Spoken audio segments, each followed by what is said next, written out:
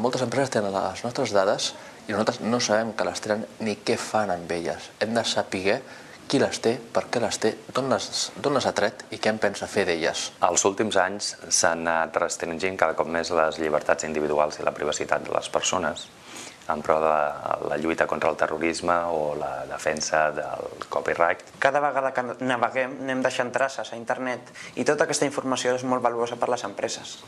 Per tant, cal una legislació per tenir en compte aquests nous fets. L'administració ho sap tot de nosaltres i ens manipula més del que ens pensem. No es pot permetre perquè està vulnerant els principis fonamentals de la llibertat. Si no tenim molt de compte amb aquest problema, anem cap a una societat idèntica a la que es mostra en 1984, en la novel·la de George Orwell. Tinc dret a decidir a on vull sortir, qui ha de tenir les meves dades i qui no vull que les tingui.